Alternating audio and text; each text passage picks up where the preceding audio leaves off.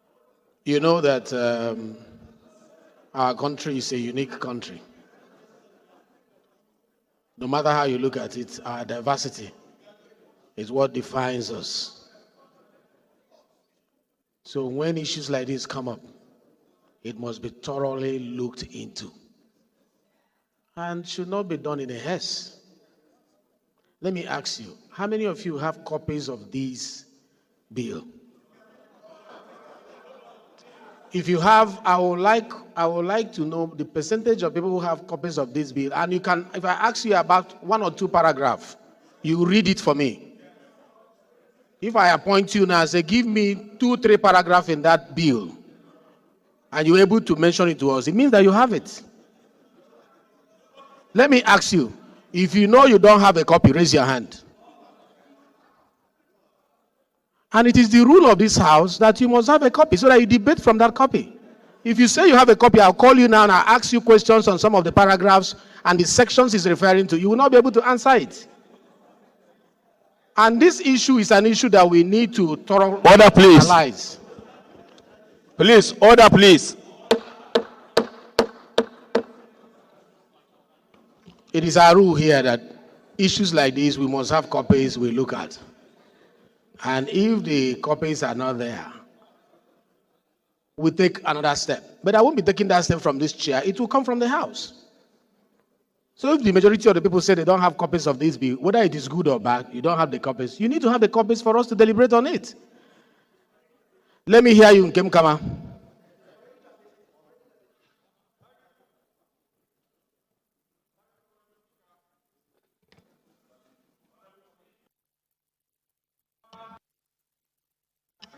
Please, your microphone. We can't hear you. Use the one that is working. Okay, thank you, Mr. Speaker.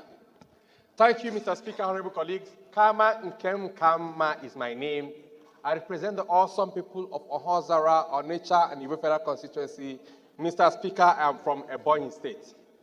Mr. Speaker, this motion is a very sensitive one. This bill is a very sensitive one. And before this bill can be talked about here or debated, one, I believe that all of us here should have a copy of this bill to look at it and be able to go through it because of the sensitivity of this particular bill, sir. Mr. Speaker, I don't envy you today, but one thing I'm very sure, I hereby move that this bill... Please, somebody has the floor. Allow him to finish. Then we'll recognize you. And I have the position of the Speaker. I hereby move that this bill be stepped down today and let it be shared for all of us to have a look at.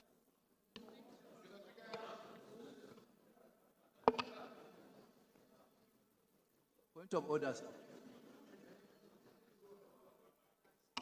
Mr. Speaker, and my very distinguished colleagues, I am Awajin Nombeg Dagomie Abiante, Mr. Speaker. Mr. Speaker, I represent Andoni Opobo Nkoro Federal Constituency. I am a Rivers man.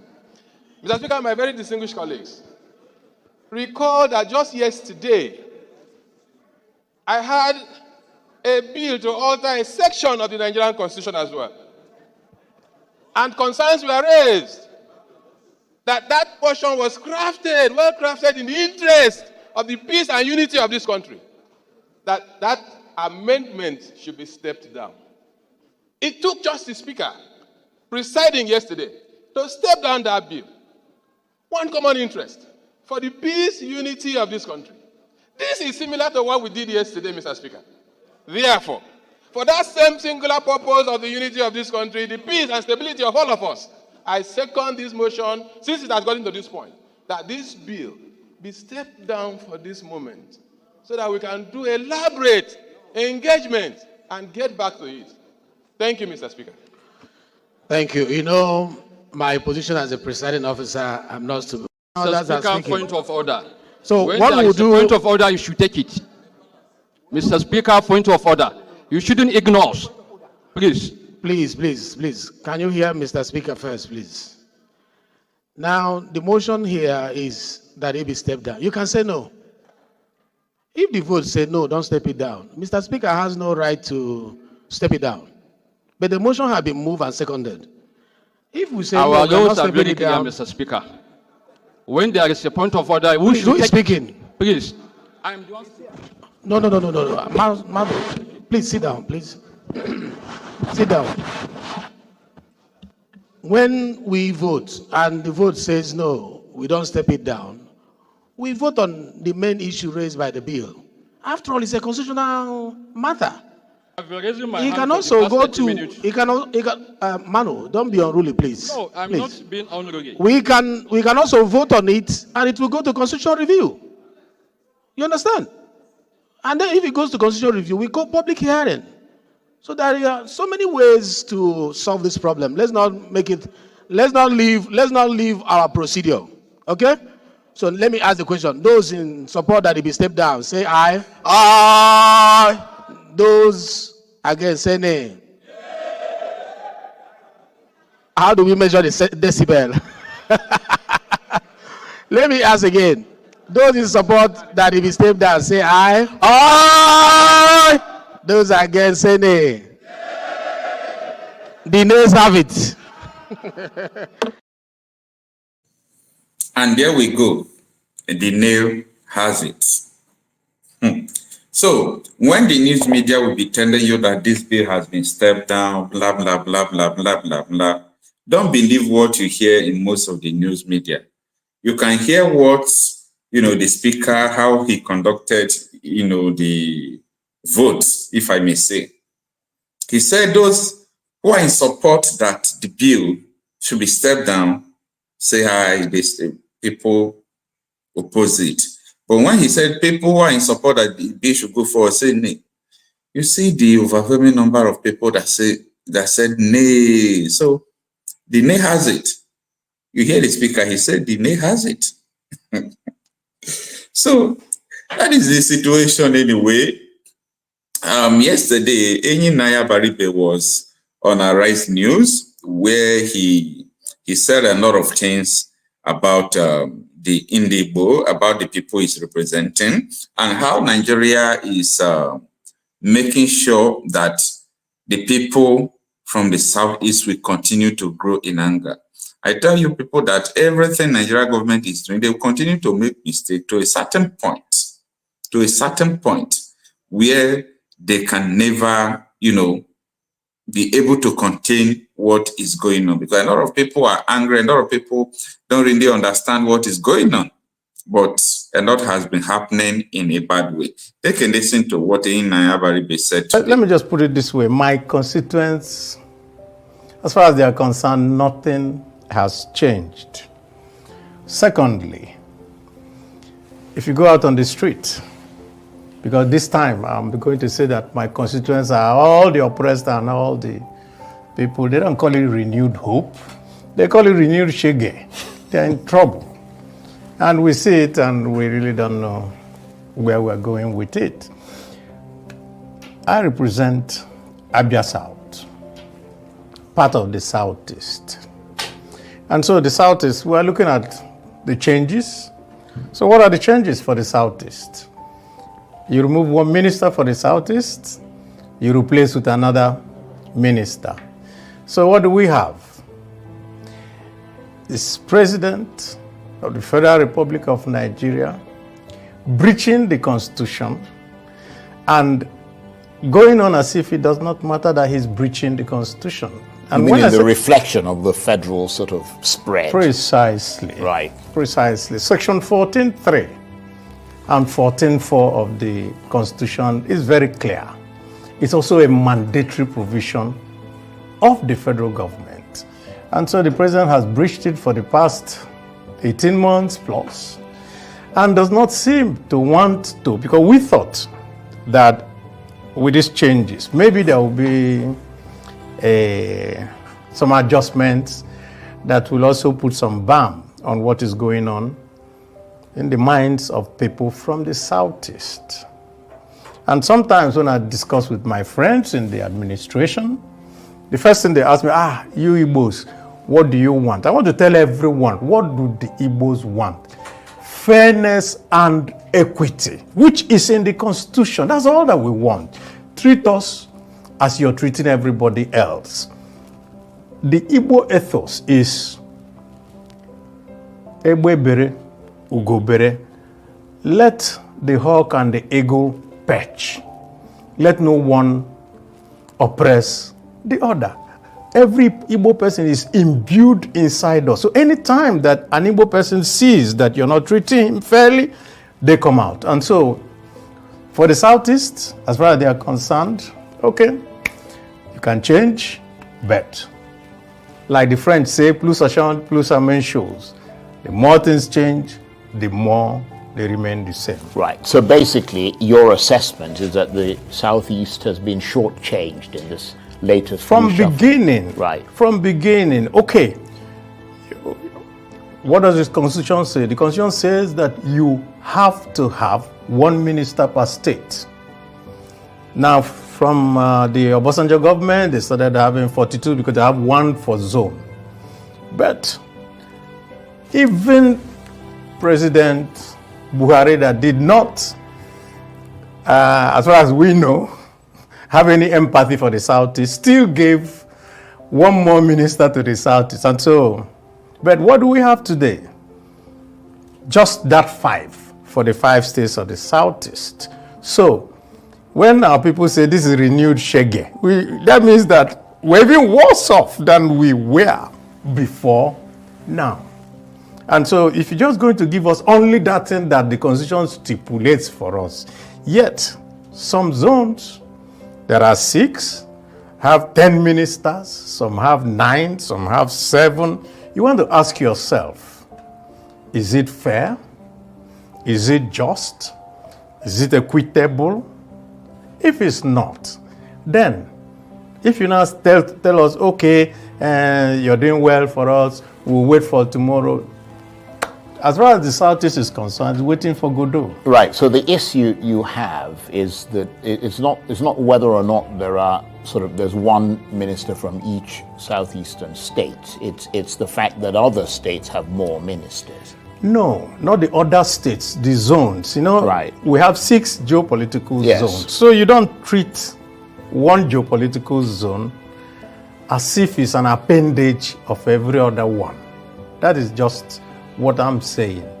And President Tinubu has the responsibility to make things right. So when you come in saying, I'm going to make things right, I'm doing things, and yet you still continue, I don't think that anybody will be happy with that. How much political traction is the president likely to get in the Southeast from the appointment of Bianca Ojukwu, who is the widow of the former Biafran leader, Emeka Ojukwu, as a minister? Will that win Mr. Tinubu plaudits in that region, or will they just roll their eyes? I mean, she is actually, her husband, the late husband, founded the party that you're a member of. Yes, of course. I'm a member of ABGA. She's also a key member of ABGA. But I think that she deserves to be a minister in her own right. But making her a minister is not meant for the Southeast. The point really is that, well, maybe those who are advising Mr. President are not giving him the proper advice. Like I said, what the Southeast want is Egbe bere, Ugo bere, do to me the way you are doing to others. Right. So what would you can give to her. She deserves it. That's what I'm saying. Right. But that will not bring the Southeast to say, okay, because you have given to her, therefore it has covered all the anomalies. So what would have satisfied you? What would have satisfied us is, okay, fine. You have 50 ministries. You're sharing it by 6. What does that give everybody? At least each zone will get 8.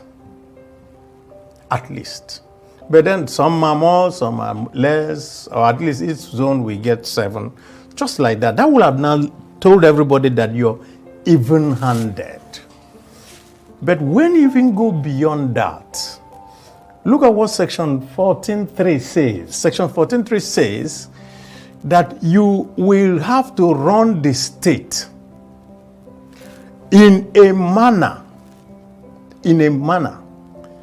that does not show a preponderance of this from one zone. So what do we have today?